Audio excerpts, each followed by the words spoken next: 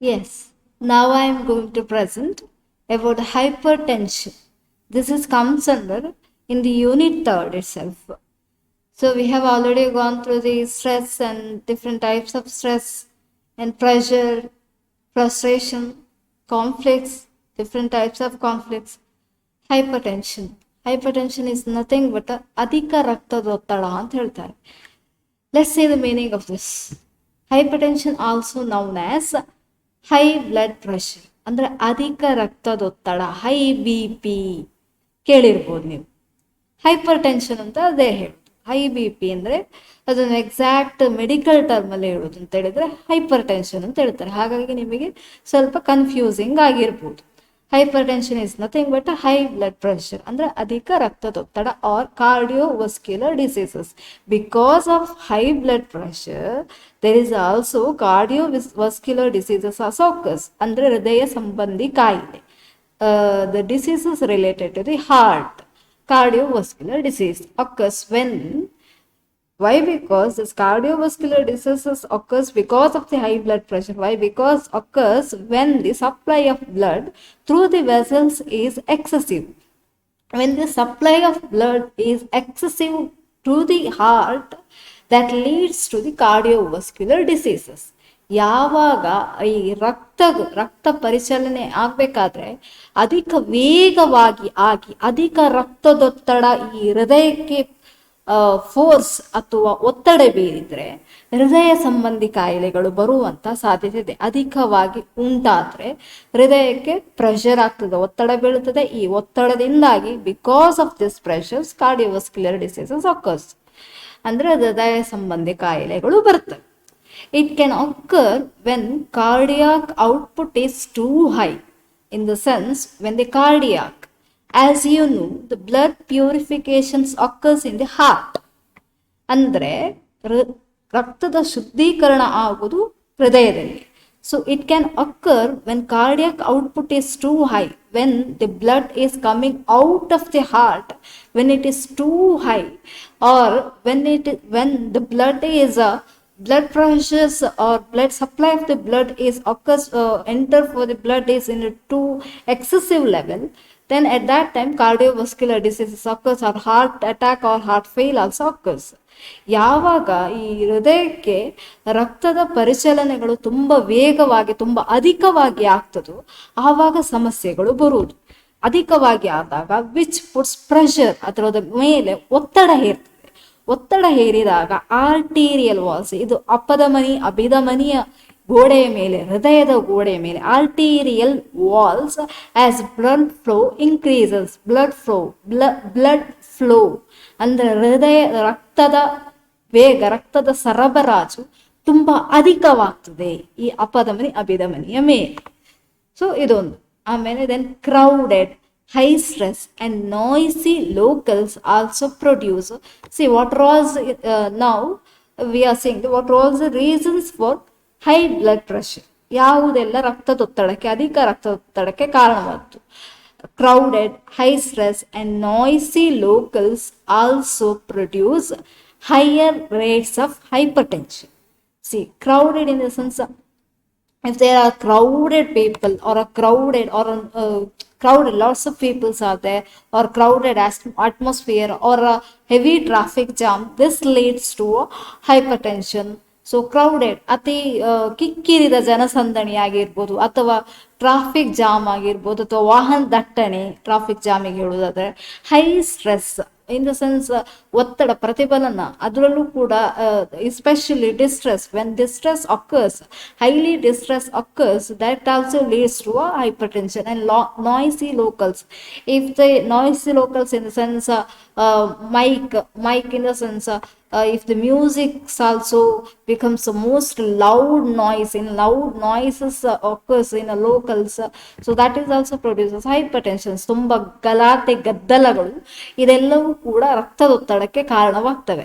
ಈ ಗಲಾಟೆ ಗದ್ದಲಗಳಾಗಿರ್ಬೋದು ಅಥವಾ ಧ್ವನಿವರ್ಧಕಗಳು ಇವುಗಳ ಬಳಕೆ ಯಾವುದೇ ಸಭೆ ಸಮಾರಂಭದಲ್ಲಿ ತುಂಬಾ ಕರ್ಕಶವಾಗಿದ್ದರೆ, then if it is it's irritations, then it leads to hypertension. ಅದೊಂದು ವೇಳೆ ಕಿರಿಕಿರಿ ಆದ್ರೆ ಅದರಿಂದಾಗಿ ಅಧಿಕ ರಕ್ತದೊತ್ತಡ ಬರುವಂತ ಸಾಧ್ಯತೆಗಳಿದೆ.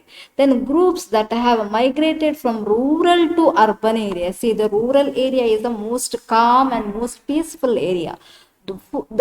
From that, if the peoples they have migrated from the rural to the urban, for that they will get adjustment problems. Why? Because suddenly when they are migrated from the most peaceful area, the rural area is called as the most peaceful area and most the weather climatic conditions also so good in the rural area, and naturally they will get all the things, vegetables and all the things, and the air also so good kind of air also they will get, enough pure air they will get, ಅಂದ್ರೆ ತುಂಬಾ ಶುದ್ಧ ಗಾಳಿಯೂ ಸಹ ಸಿಗ್ತದೆ. And very peaceful the peaceful place, it's a rural. When they are suddenly migrated from the rural to the urban area in the sense it's a noisy places and heavy traffic jam area and heavy polluted area. When they are suddenly migrating from the so peaceful area to the so noisy area, in the sense rural to the urban area, that is also increases the high rates of hypertension. ಇದರಿಂದಾಗಿಯೂ ಕೂಡ ಅಧಿಕ ರಕ್ತದೊತ್ತಡ ಬರುವ ಸಾಧ್ಯತೆಗಳಿದೆ. Then the relationship between the stress and hypertension, ಅಂದ್ರೆ ಪ್ರತಿಫಲನಕ್ಕೂ hypertension, high B P, ಅಧಿಕ ರಕ್ತದೊತ್ತಡಕ್ಕೂ ಇರುವಂತ ಸಂಬಂಧ ಏನು ನೋಡುವ. Let's see the difference between stress and hypertension. Repeated exposure to stressful events.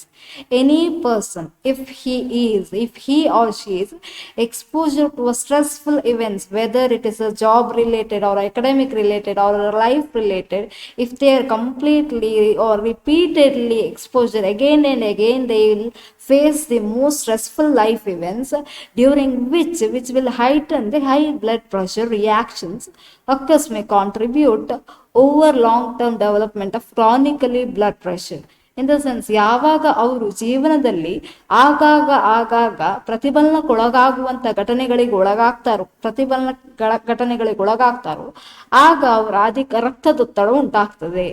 ಅದಕ್ಕೆ ತೋರುವಂತ ಪ್ರತಿಕ್ರಿಯೆ ಕೂಡ occur may contribute over the long term to development of chronically blood pressure. In the sense, reactions, when they are starting to reaction to this kinds of stressful events, that will leads to the contribute to the long term development of chronically blood pressure. ಅಂದ್ರೆ ದೀರ್ಘಕಾಲಿಕ long term blood pressure. So ದೀರ್ಘಕಾಲಿಕವಾದಂತಹ ಅಧಿಕ ರಕ್ತದೊತ್ತಡ ಕಾಯಿಲೆ ಬರುವ ಸಾಧ್ಯತೆ ಇದೆ.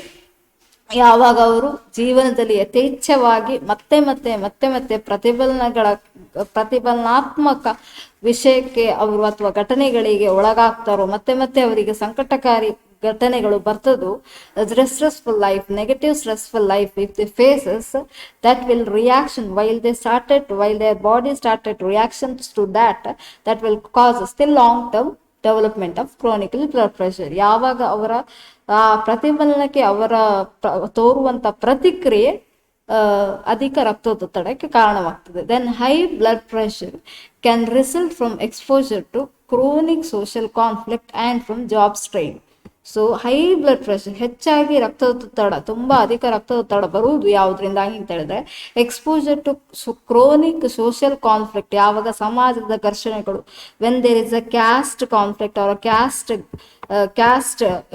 the conflict between the two castes or two religions or social conflict, any kinds of social conflict, that is also leads to high blood pressure. And job strain, if they will get a hectic kinds of job, that is also increases their blood pressures. ಒಂದು ವೇಳೆ ಸಾಮಾಜಿಕ ಘರ್ಷಣೆಗಳು ಅಥವಾ ಜಾತಿ ಘರ್ಷಣೆ, ಧರ್ಮದ ನಡುವಿನ ಘರ್ಷಣೆಗಳು ಈ ರೀತಿಯಲ್ಲಿ ಮತ್ತು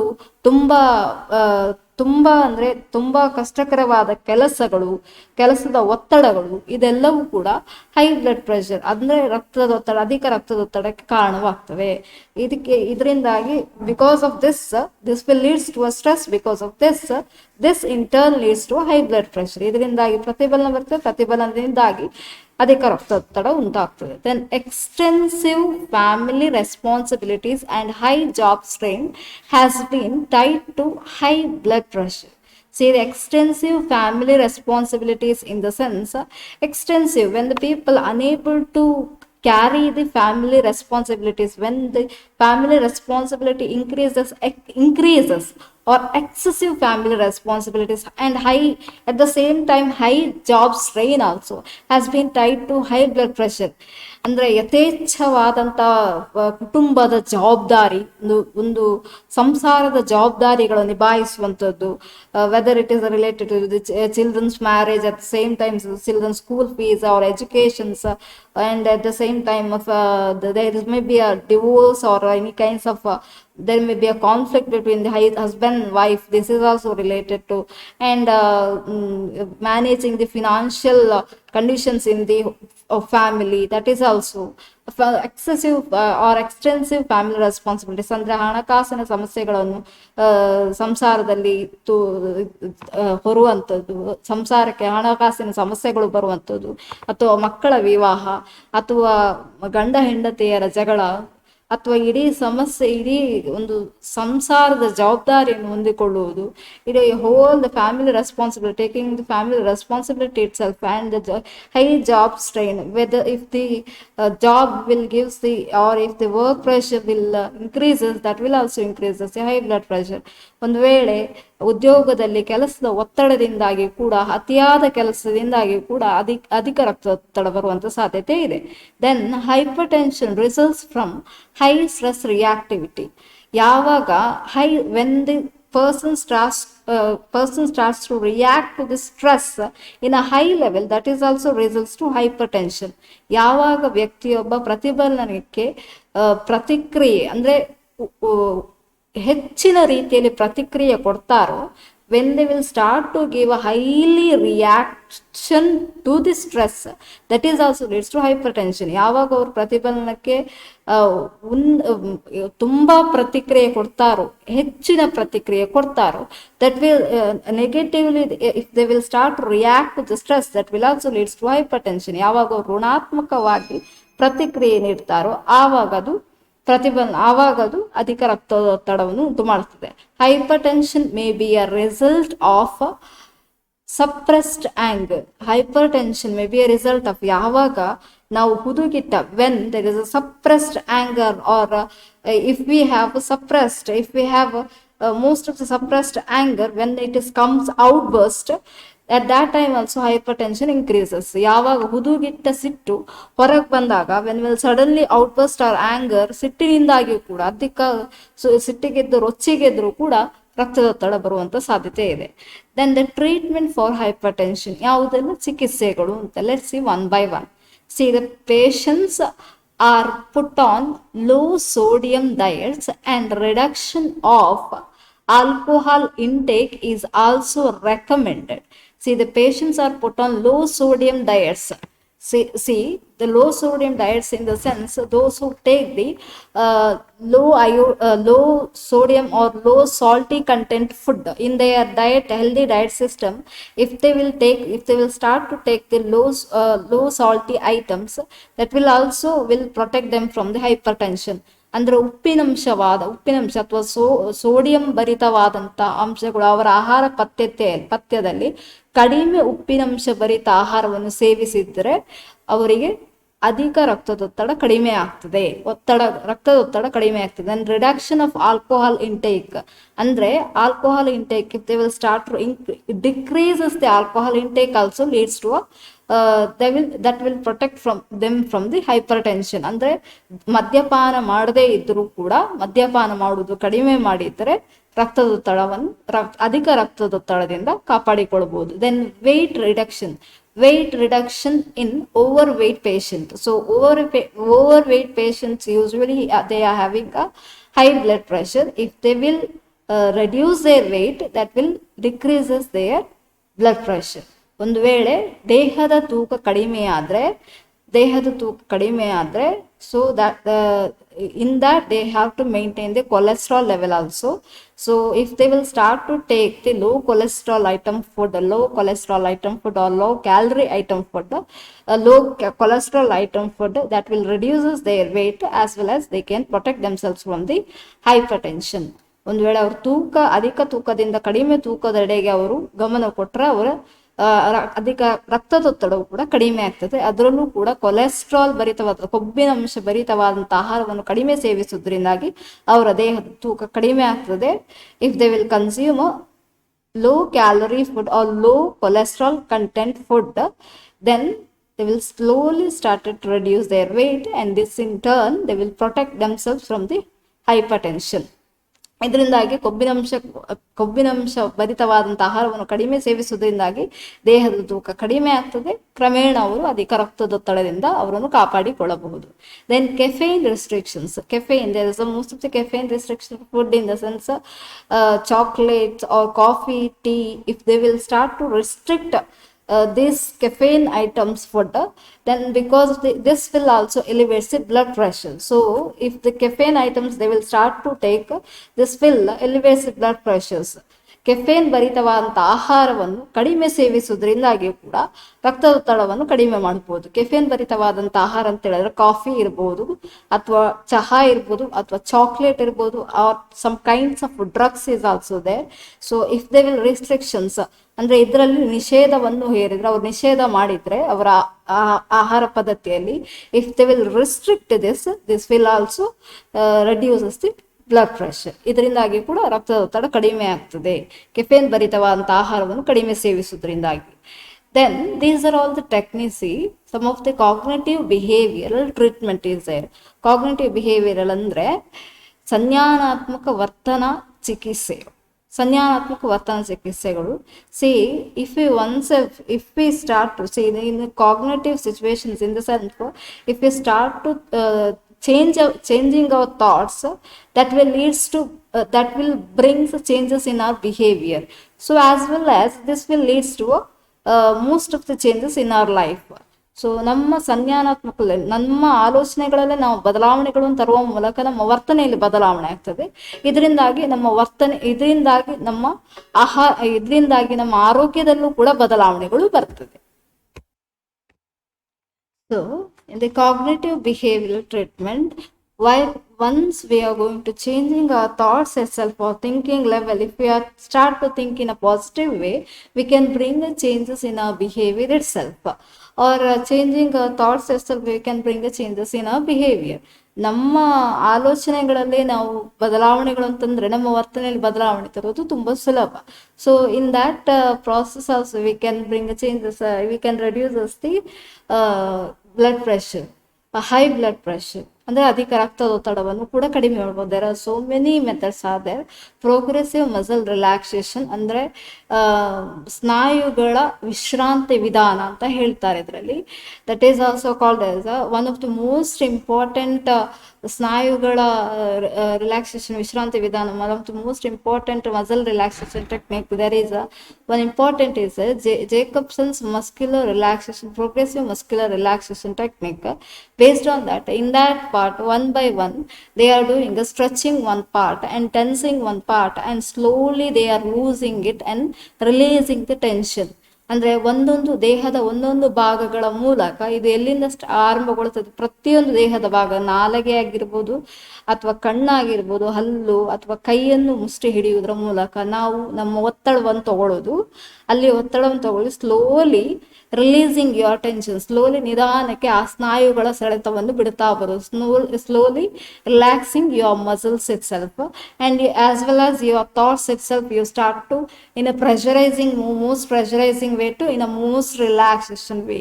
ಸೊ ತುಂಬ ಒತ್ತಡದಿಂದ ತುಂಬ ವಿಶ್ರಾಂತಿಯ ವಿಧಾನಕ್ಕೆ ದೇಹದ ಒಂದೊಂದೇ ಭಾಗವನ್ನು ತರುವುದು, ಹಾಗೇನೆ ಯೋಚನೆಯನ್ನು ಕೂಡ ಅದೇ ರೀತಿ in a most pressurized way to the most relaxation stage, ತುಂಬ ವಿಶ್ರಾಂತಿಯ ವಿಧಾನಕ್ಕೆ ತರುವಂಥ ವಿಧಾನ ಅದೊಂದು.